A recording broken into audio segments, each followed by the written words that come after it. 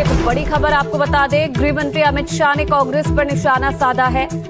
राजस्थान में एक जनसभा में गृह मंत्री ने कहा कि 15 अगस्त पर कांग्रेस ने वंदे मातरम गीत का अपमान किया। अमित शाह ने कहा कि सोनिया गांधी ने वंदे मातरम को बीच में रोककर पाप किया है। कांग्रेस को देश से माफी मांगनी चाहिए।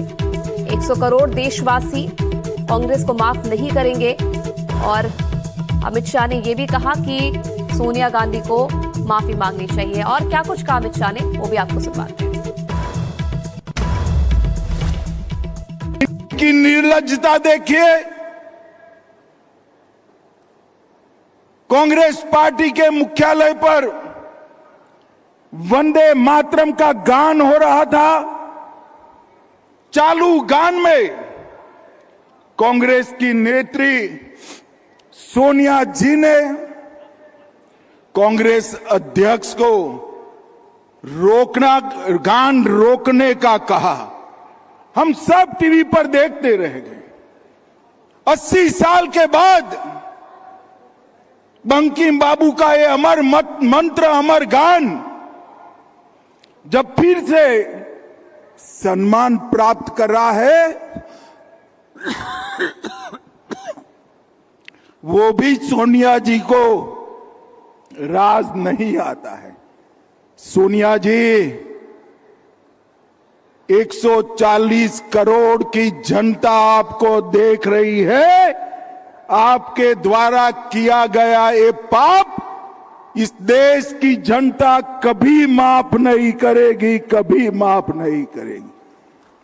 कोई स्वप्न में भी कैसे सोच सकता है कि वंदे मातरम उसका गान अधूरा छोड़ दिया जाए? कांग्रेसियों को शर्म आनी चाहिए। और जरा भी शर्म बची है तो 2 हाथ जोड़कर बंकिम बाबू की अमर आत्मा से और देश की जनता से माफी मांगनी चाहिए। और मेरे सहयोगी अखिलेश शर्मा इस खबर पर और ज्यादा जानकारी के लिए हमारे साथ जुड़ गया। अखिलेश जी, जैसे ये वीडियो सामने आया उसके बाद बीजेपी लगातार हमला कर रही है कांग्रेस पर। क्या ये माना जाए बैठे बैठाए कांग्रेस ने एक मुद्दा दे दिया है बीजेपी को हमला करने के लिए?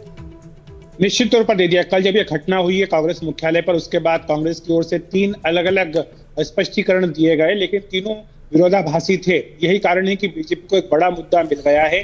कल से ही बीजेपी ने एक के बाद एक इस पर अपने हमले तेज कर दिए और आज खुद गृह मंत्री अमित शाह मैदान में उतर आए। उन्होंने कहा कि कल जो कांग्रेस मुख्यालय पर हुआ ये घोर पाप था। कांग्रेस की नेता सोनिया गांधी को देश की जनता से, बंकिम बाबू की आत्मा से माफी मांगनी चाहिए। तो इस तरह से बीजेपी ने अपना हमला जो है ज्यादा तेज कर दिया है।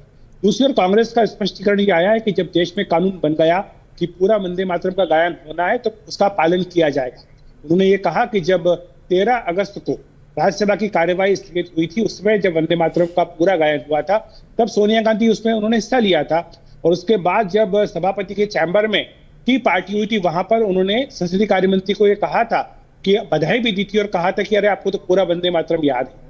तो इस तरह से यह कहना कि कांग्रेस पार्टी ने अपमान किया है सरासर गलत है। ये कांग्रेस पार्टी का अपनी ओर से जवाब आया है।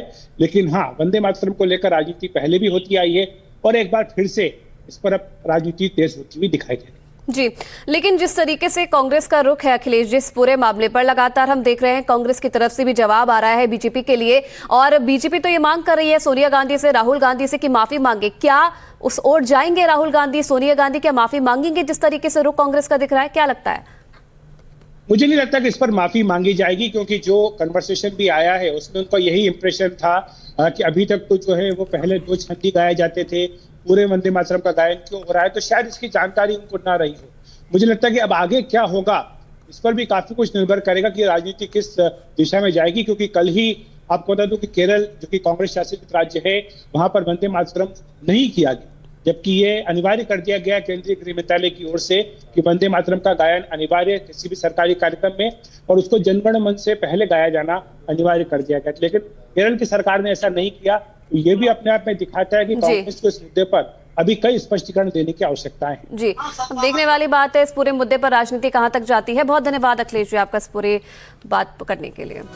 और चलिए आगे बढ़ेंगे। लखनऊ में एक कार्यक्रम में मुख्यमंत्री योगी आदित्यनाथ ने मजाकिया अंदाज में कहा कि मैं गा नहीं सकता, लेकिन मैं बुरे लोगों पर बुलडोजर चलवा सकता हूं। सीएम योगी ने